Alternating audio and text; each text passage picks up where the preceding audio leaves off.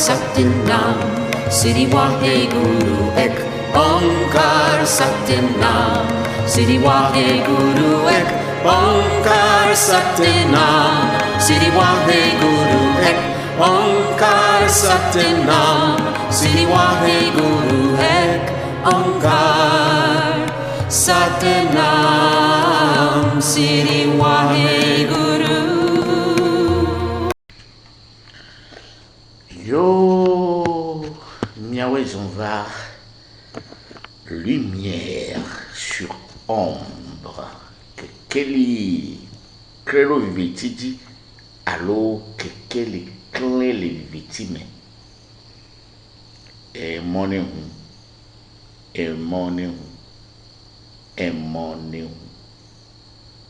Ezamudona enogbena keke. Rejejia vivitin so nankone. Viviti blekobe dan mudu na dokusu jasebe viu. Au nom de Allah, le tout miséricordieux, le très miséricordieux. Louange à Allah, le Seigneur de l'univers, le tout miséricordieux, le très miséricordieux, maître du jour de la rétribution. C'est toi seul que nous adorons et c'est toi seul dont nous implorons secours. Guide-nous dans le droit chemin, le chemin de ceux que tu as comblés de faveur, non pas de ceux qui ont couru ta colère, ni des égarés. Allahu Akbar, Allahu Akbar, Allahu Akbar. Moudwa goze ton te peton. Ye mu chavalo. Se yakata bemu. Amlema. Nko manya yo. Ne yu entodo kwe le hehia me bako entobe nkonti le mia do metore pepe hume hundi. Ye ntiranjo. Ye mu le chavalo to gbe akendora musulman be gbe a. Mo yo amewe no agbe po egbe omlovo ni hun le te. Ni yo no be sainte o ku saint o maître o illuminati o avatar o les êtres célestes de la lumière divine les fraternités o mais le chavalo be maou gamben continue ko. Wa be kekeli ani kren do miakata miaji.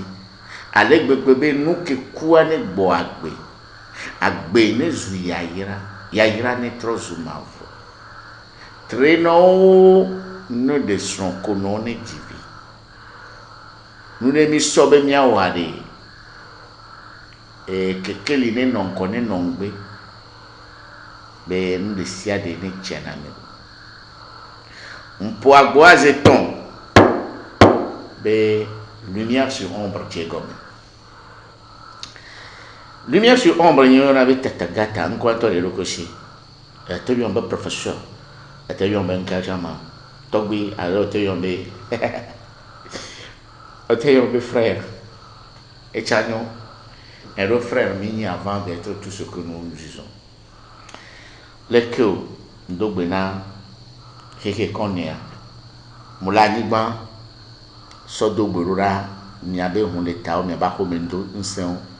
Ke ni tonye gani miato Amerika po miniro muyo amewe na ni va ya mewe le ameko la va vacha ehun le teo ojovoa akwe gbalo le va mu le me ye mbiogbe amere be ne dogbero gbe me na ne gbenye ne che be cheche yo egbea ni jebe mia pomposo protection. La protection, pototo, ejijia, amour vana, au professeur, azekwe le dom poname, au, obem bien l'intine, kaka, benye chanje na metodio, au professeur, me dit protection to. Enyawa, e jonaro mia kata miaji karo mu na na nya jijipo na mi amoro do na jejechi na mi kwa jijipo na mi nyawe karo mu to cho la fun o la ku dron ro la jifu fun abe we yemba me a church to be ni vo king be jo le kokoro le moton plenu ma ba journaliste be jo ni o la be o nke na be do nenu nuke na amelo odona gbera fun afoku gbedodora ele huno mi ele paso mi nyemnyam fada otoyo munyabe musulman ocho na ndio zame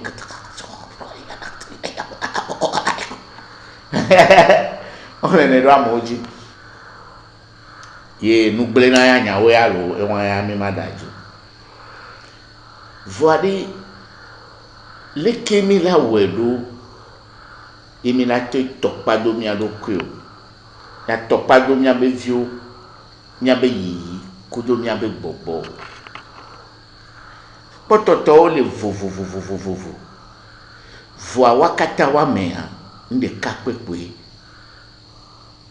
eye potana wakata magbore na wa ma yo be nu fafa vo eme ame uzo vovo de jakwe biso he lulu ebe nkwenyi se yenyi mawo ese nyi mawo ame vibe nkoko be nyimi do wa nyatepe matro nyatepe dada bongbonre nyi do ba me do nsa mbuna se jo fiole ju me cha se yin be buna mawo asigbere kemi gbronne ya mo gbron be ne juro era na wa gbe no yi na gbongbon me no strong video no to oyi me ora ko be ma o mu wona so wona esede ji bezona da togbe ogbon me wo bara ku bara ewuna no ndu janu akoyo ku jaku ma fanya o keke wa no me de pepe la teni pototo na ntorukui ne nya se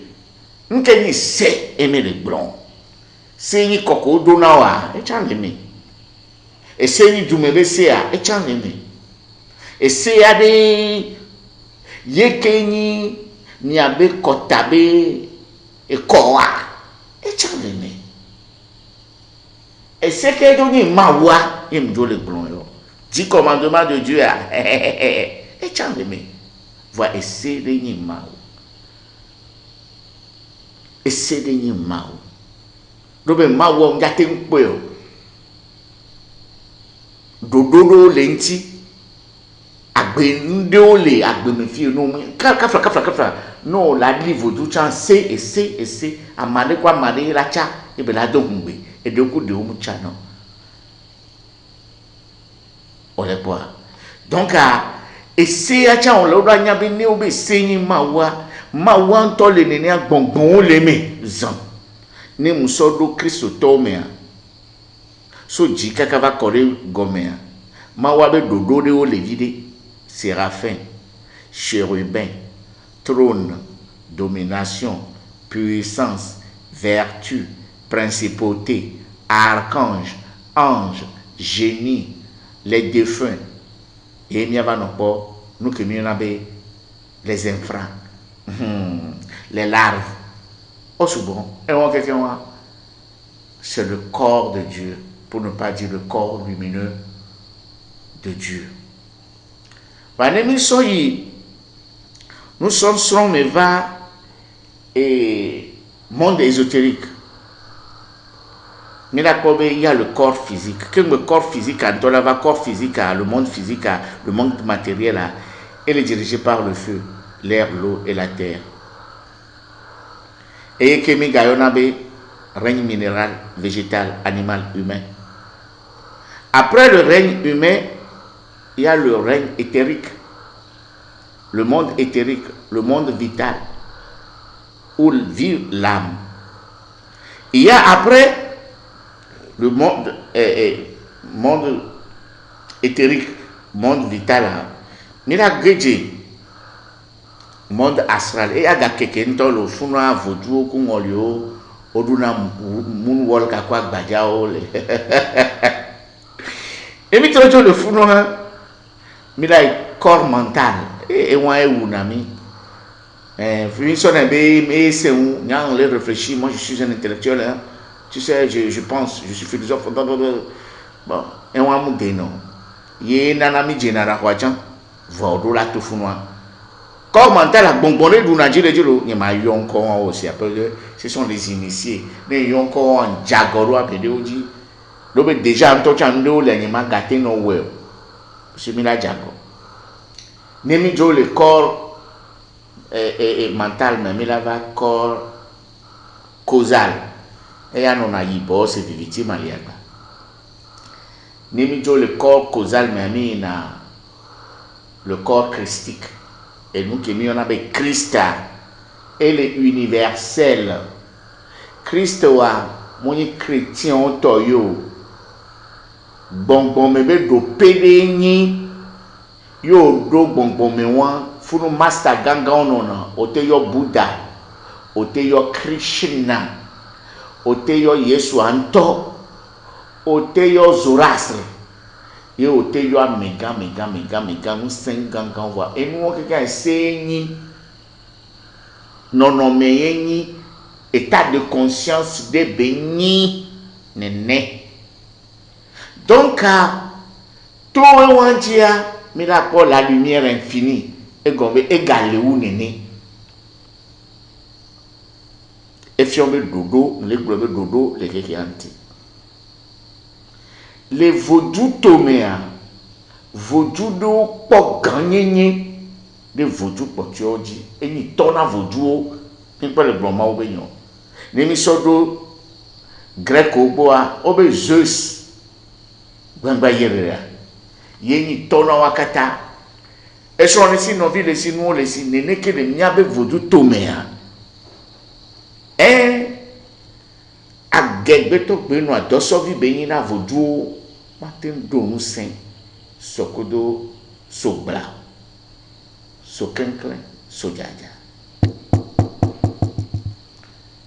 nene akeye mira bio mi adokobe awega sapatari nono me ole si vovovo yekudo jinku siare mekenyi to mekenyi nona no vio mekenji funu mi pona vina ville wan donc il y a jamais ciel sans terre il y a jamais terre sans ciel c'est que le dit c'est que le tout ne azikpe amule o afio amananyo fio aela nani fio kukula no tane e go voodoo alien on na wami irachi dodore no na wami donc entre parenthèses ma sonia de sogbon be no ni nu oto yo la zikpe oji le ja ho ame mo ni bo ni huno ni bo kan ro ni ne gbongbon mejo oto de ntia ameko vagbo wa o semu ao ni mi pore ke ame khona fan ame ke pona wo trivi me wo trivi do odo pempen me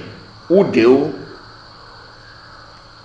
mano par exemple il y a 2 chevaux aller matin don titan c'est be titan la tiko quoi et pour là yo 2 chevaux be va ton titan black by a on doit ni faut pas a pour moi ni pas quand la fini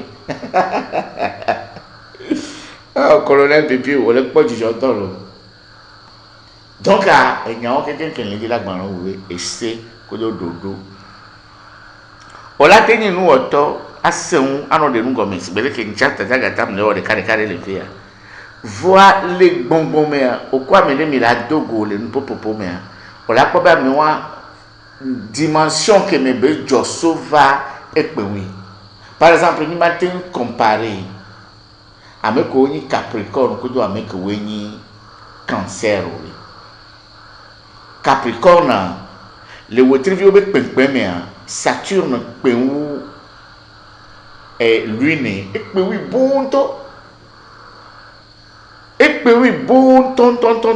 les pempe me bonbon me pempe me donc garo mo na nyo la bani Cancer exemple bon là mon pon ku me na me debe sabo e woreke là no sabo wan ka mate no dio ego ibe pempe me le bonbon me et tonjo neni apepe bele le poni do me ameke we nya njara pompo so poni onjiro amekewe dutuna afan onya be poni ameto ma sabo vo ma te sabo de poni ameto anu ya ke jona lo waji ese nyima enu amu le po la gbe ami ese won chan ese wa fifia ni mi jova gbe ami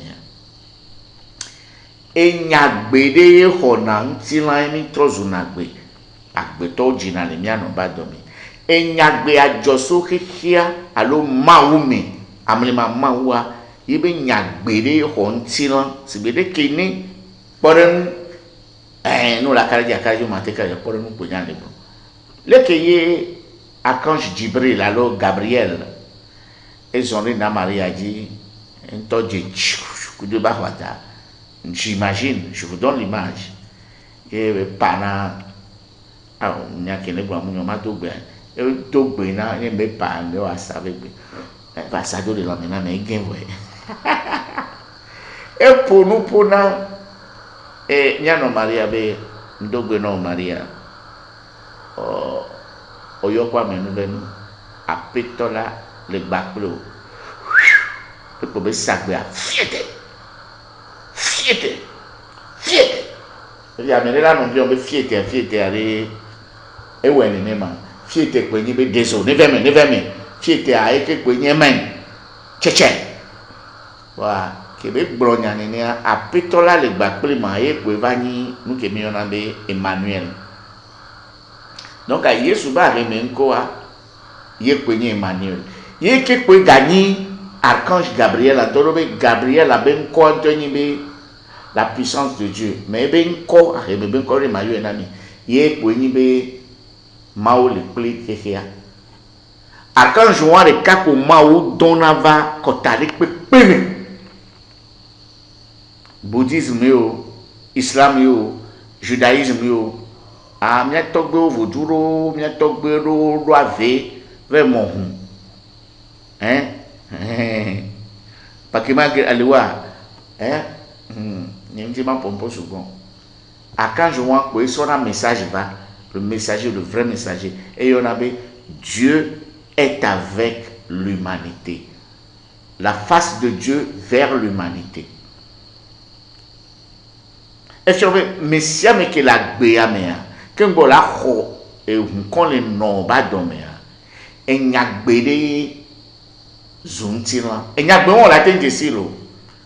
Non, nami po wetrivi mena wa, me la yo nyagbea no. Et nyagbe on yo so protéger na melokwe. Et nyagbe o souvent va de karele. Et la Bible me voit la tenji le déconome. Et comme que todo la no ji. Mo ina no oto gbo mo ina hu no gbo. Mo ni be ve ho na nde kudoto. Nya nu plato mo ni, le so mo yi. Mo suna me gbedo. Ba o ke se na ngo be o pom le vie a. C'est ma nature. Nye muto na be ma ve gbele me be no. Si ade we won. Injina vuena mele pepe enwe olanyi eji nyankanaru va munyanya peke woma ye muchana valu nyagbea muzona do nyagbea ji nono konu do wona mu wona kudo nyagbe won emfiona mo woni no le nyagbe ke wo ojia esela glano ne se glana wa amede pepe nto matin nozan anon fide ke ye tomu no sedio ye bebe aso nu so po robe omdu janu akujako c'est cette loi ote we de vitu kwire pepe ete no so nu gangan no le gbongo robe la gbe amea amodana jo amele gbongbon me so Boko Haram antira meto e agbeto vluna bombe missile amoro jina bo ayo yo be nu yaro Putin e gombe nu vini la no jofia e la gombe ni mi nya o via ni mo da bin sir ko do Rafale mi ame e gombe Putin menu ke belo e de vini change be ya no ni e di be ya ni Charlie Chaplin c'est vrai que c'est autre chose ça se passe qu'est-ce que tu dis toi aussi Je fais allusion à certaines personnes, mais que ces personnes me pardonnent. Oh, comment? On s'amuse. C'est un peu l'amusement. Et quoi, au ministre de Togo Fia. Et quoi, on a fou, monsieur, dormi, Fia. Mais si pour faire du noir, entre parenthèses, ni d'ailleurs le fond. Va les bonbons, mais. Et à moi, il y a un peu, si on me tope, parce que tu as mis un peu à Roya, il y a son comédie. Va me l'oublier. Ola to zari do Dieu. Ola no yodo ko be pastor. Ola no yodo ko be amikokwe. E ke vina mani pastor de olea. Wato am segon. Oba majama di do mbe. O zane. Ola to no be verso agama be nu ya oreke. On sait ce que c'est. Ça c'est clair, c'est pur. Ameke we toyi no na grave. Yesu Christ o anto ke do mu sene ne kaka. Et nous avons gardé aucun bétail. Aïe. Aucun bétail. Il faut monter, blondier, pour monter, sacré, monter, le sang de Jésus là, mais on dit. Il y a d'acier, donc il y a coup. Il y a qui va les Jésus Christ, ou bien encore, bien, quand on n'est pas encore. Vraiment, c'est bien, il y a ma blanzelica. Avant, moi, dois me dire, les blancs, mais à ma tourna misérica, à la paille, Jésus, on est bien blanc. Yesu antomo attaqué na meu. Gbogbo kokko mu fiti na me mu vele na me ba me amoni Christo to alakpa. Gbogbo kokko ya de. C'est tout l'univers. L'univers matériel ou spirituel. Gbogbo kokko ya de. Moule amede doime, amede moule no. Rien en dehors de Dieu, musulman blonenyo. Ndikpepe matin, c'est-à-dire que l'autre soit beaucoup que trop sont les plans qu'on a vu que on beaucoup que les daïoli ni dakime jo la do ba gbon na mo olodaji ndele ome ngbara nyawa so x solaire ndele ome que muni gbogbo que vo so gbogbo que so lo masque yo le blenu pa mo sugbon gami asun nyam ma plan ma yo me ro ben ko va la jo nyadire. Mais toi t'es moi kokro les mots c'est premu mais toi t'es ni odidi mais là jero Yesu c'est nous anti amiro mkanalo Yesu di o won e go be jo le de do mi o mi npo mi expérimenter wa oh ma putu do ami won mi alapa yen gbon be Christ to le pepe le dajo ce fait de dire que Jésus va te tuer, le Saint-Esprit va te faire tuer, c'est faux, c'est la sorcellerie. Ils ont autre chose que Jésus. Et je jure partout par Jésus lui-même. On ne jure pas, mais je jure. Et ce n'est rien du Saint-Esprit. Parce que c'est une bonne protection. Protection, encore qu'il y a encore Josso Nyagbe, Nyagbe, on sonne la Bible, mais on tient les Bibles, mais on a une équivalence. Les Corans, on a une équivalence, les afans mais Nyagbe, et qu'est wow, et on les dit, ma ou ben de pepe mkuno, l'âme immortelle. Ne on les chavalou le voa, et jidia, les noms, les nous ont sédi, parce que nyake ou les blons, les prières ou mais on toqué.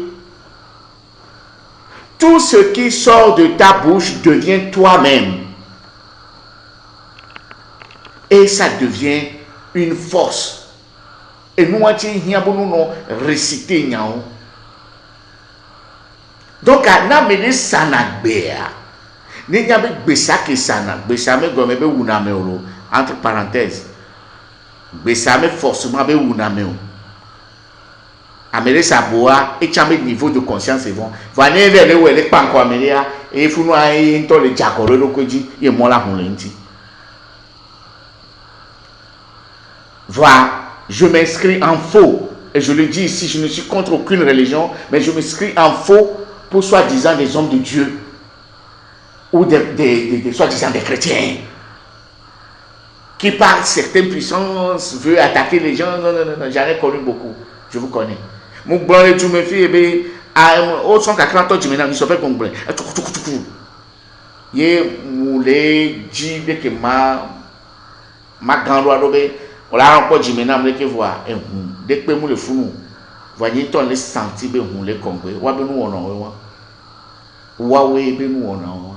na meke mu jesiwa mate woni ne be nkudo amene ke ngburanto nyime na amene ke mfio le kodo na gbedado amene ke yenya onsene nyiri yela ten turu jo le gbongbo na so kakra to yeti ke mlio shivanyo kaka yo shivanyo voa nyimte le khotutudo e do am le vona moi que ye ma wonto po ebe jiji po jinya biso am les am même force kudoa ma wu prona be matono be e yo donam et na jimnya hadiji on toto ya ni mu ina nu homme c'est pas cela ne veut pas dire qu'il faut dire je suis chrétien non, ou je suis chrétien, je suis bouddhiste, non, c'est un comportement à fond. C'est ça, c'est un comportement à fond. Ye nyade o le la no bronke gbe la no to prière ji nkoro la si wa mele pe mlo la nyi va nyam wero nke nae e mo hu le nti ni wa en wero nyi fio na nu poto no ne mele se nko nyi fia nyanya me ne nja so fifi ke mle wo le si no nkoro le ma no yo dani cha va nko be munyo. Donc allons déjà protéger de tout ce qui est et nous qu'on soit protégé na me Amérique pe mlo la nyi ku même to hu no chamani amlima be do lani yo la no agbea no po mo ma ko bag re pe la no na mo nyem so chi la re pe o nyem do chi o mo nyi be chi ku do chi la mo nyo amesia me ku de be dimension la compréhension de l'univers va nya gbelele e seri o la no be se yin mawa e nya funu anu ase won et les plusieurs dimensions amiate se on de pepe. Peut-être qu'à moi, ils ont quelqu'un qui les bonbons, mais sur quelqu'un qui est alors que mon dos bera semble beaucoup quelqu'un qui matin nous fatigué fait matin bon ah oh que mon joy holon yede que on a massillage ni hono que pomme c'est le cas quoi bon à tout sauver bon mais on quelqu'un le nous même oh le mais que le blanc c'est ni bien holon chon ni ma bien holon pelo kaka mako Kehia Colenti, excellenti. No danne pour Amélia. Elle a tenu une femme, elle a trouvé un autre. Et c'est le Kehianti. N'a mec be a bonbon menu. Mon yabe c'est le wa. Améwa. Et il est en train de construire le château en Espagne. Your bad is mine. Il est en train de construire le château en Espagne. Et comme ne gake me va kuto gbe vide alo nu se won va retede a nu la no glen no agbegbe no ku anyi hunlete na vi o jojo me vi o na kekea. C'est le but de la spiritualité. Protection grande le ke o te khotible o te dimi o te o mu vane on to appel luvo mu senwa o la le o ke ngola don se luvo la no yo luvo benko no va au TV me papa ma yo no voix et kolonina amedo le anu von wo enu amebe nu vena domino ale gbegbe no gayo ba heme nko no chan aheme nko am ya te protéger gombe omle o seu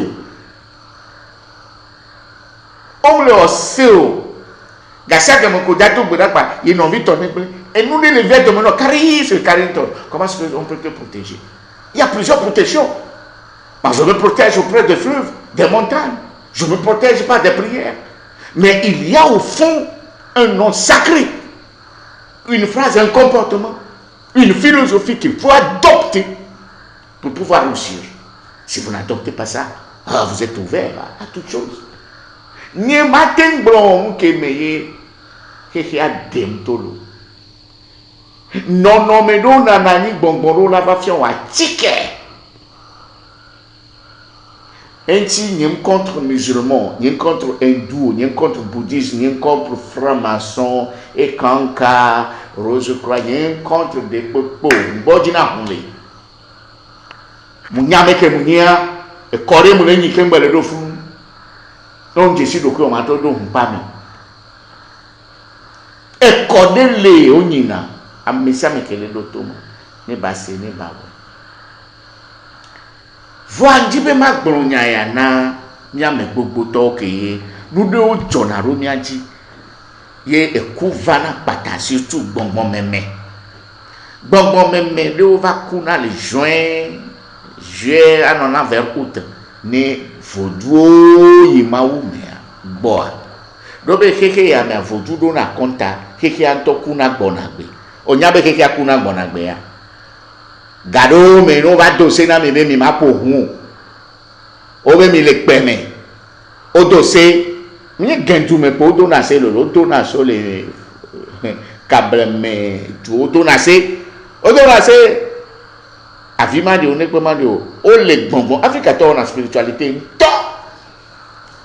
Éduquer to éduquer to nyamia. Hey, ils ont dédié leur vie à la divinité. Ni ma bleu.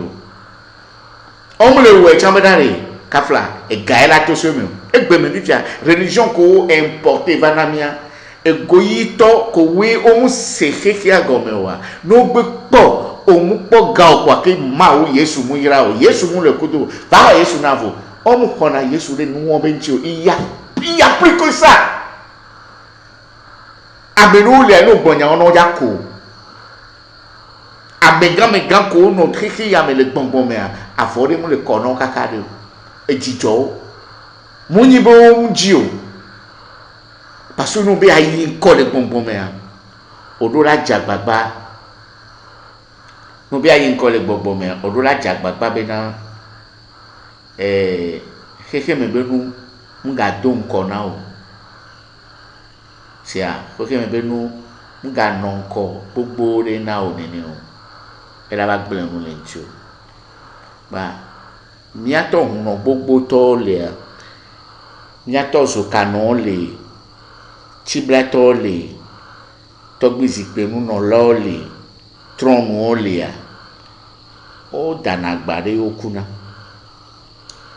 kaflazi entre pore nu pe ne amere vagbo vatono bena ame areke pui ame areke wori keni ame areke woni keni o huno so nyatona ye ame agbere no zere ka clair be de nous sélection ame a black be dominer alors black be dominer vio na mianya be na banya be nous sele miasi e jona o huno a omo seo e gadonko o pass otone nyanya fa de otoyo imam chawone ame chamela ame gbegbe ru ntole ye omusenya de pepe so amewa ntio ame be nyo ba gblon a omutonu gomi be ya se echantowo tamunyowa ame vaso ame so le sanawa entole daji ejijia ajidada enyina vake hunu amunya bebe ameke mudu janu mukuna jakobe ma gbore pepe una na so no munya gbo na so a onto la fiti vio dare aro onto la yin nu gbegbe ora so do anyi ma betume agolo se le keke anti se nye mawo enya le gbro anya le fonke gbele gbro go me nyi bina nya tepe be nyi be o matin pankose o ese yin mawo eja ko site o se ne pepe gome o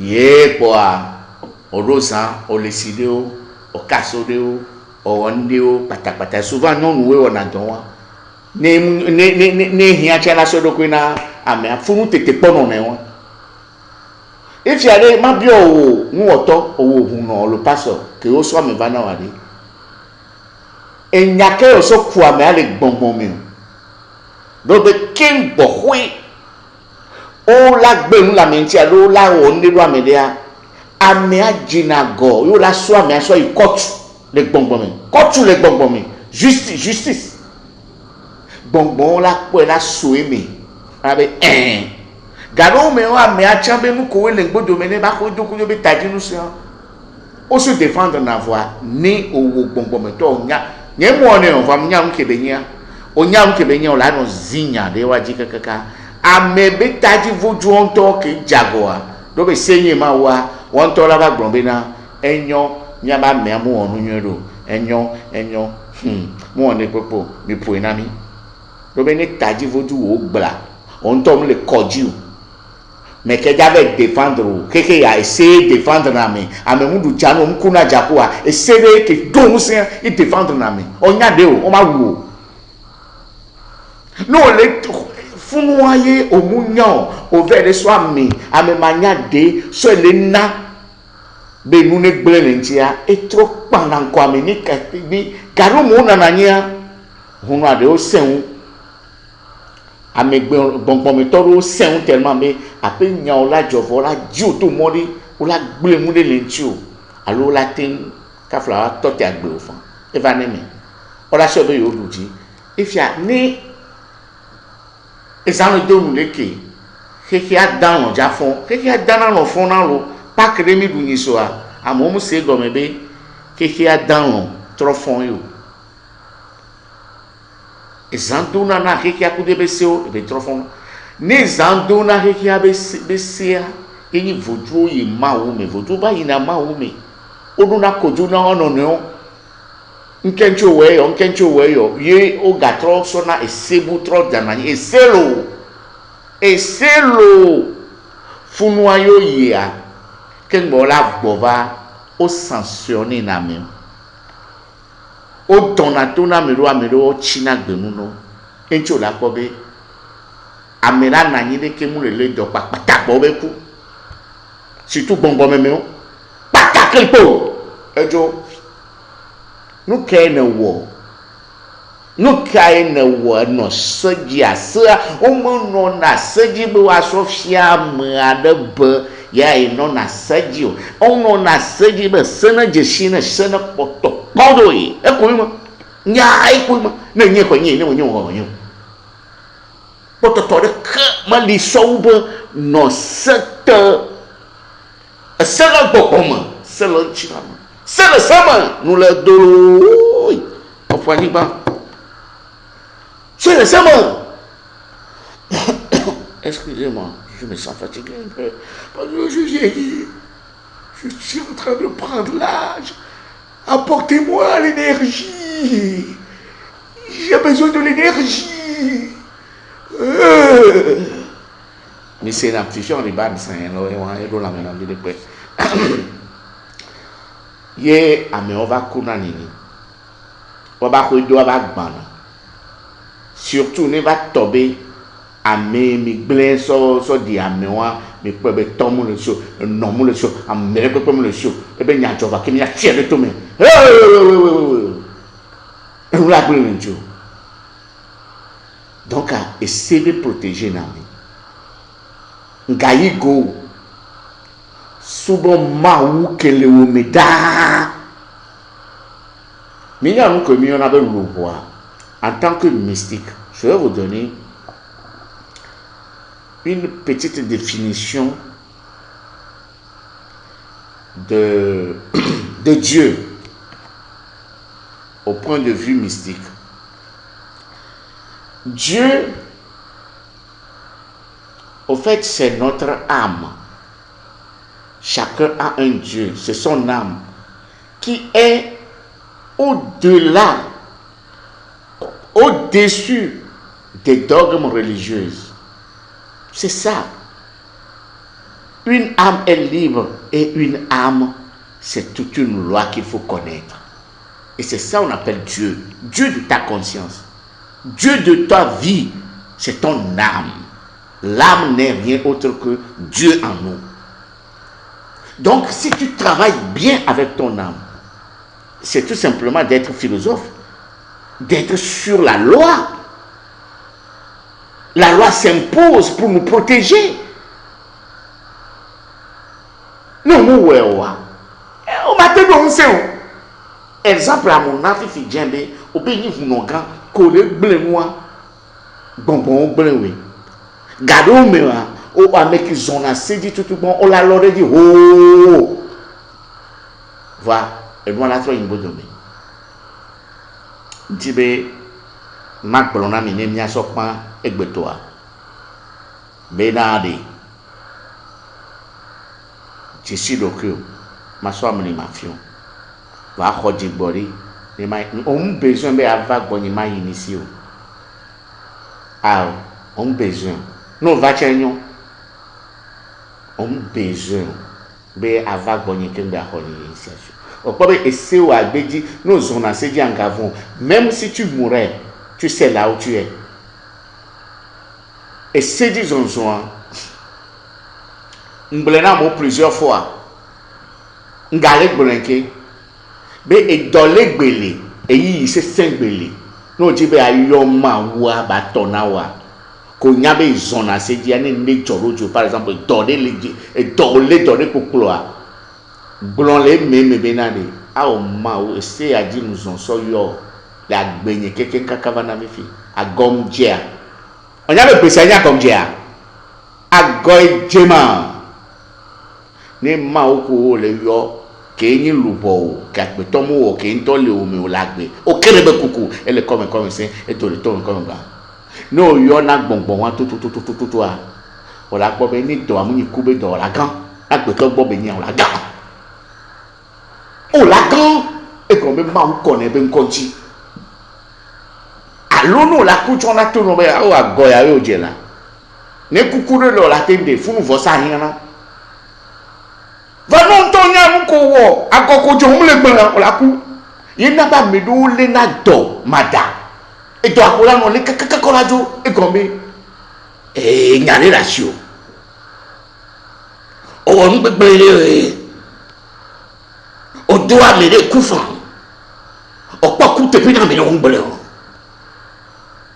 amere ko eji no kakaka vo po de ni yina na be agbohuna le mianti protection le tagata ye matin po no po ongro ne wa le dotopo amao enyagbeo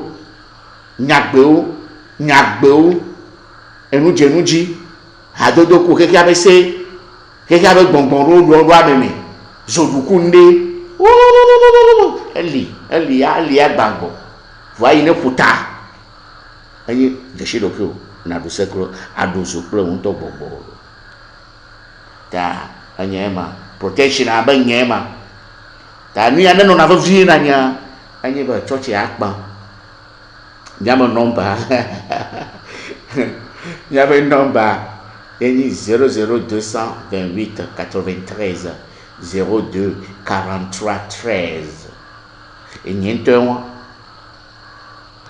nyabe secrétariat 00 228 90 29 92 26 no jibe akpo wotrivime gbe yo funu la gbonya kejia nyinto ma o WhatsApp no ma de no agome kito sibere kendene na mo o ma ponu po nyinto la gbon penyo no yenu ko lejia ma proposer no to vone wa non tobe à donner une lumière sur ombre à donner ce que les cours tout le monde Georgine alors on dit à beo t'as la ma peron chocodo nuya ah t'as après que boy Milano wona yadi on la voula home la voler Georgie gare me la banania ni maga po trivi me na me la hogo ndegira do te pere que ne mi le ovo de cham ils ont va bedora pe nous sommes frappés à pas moleo funana no propre ava ponu poko ajo go tata ba ponu no be ba gbasidiro no ponu alo ma na wasi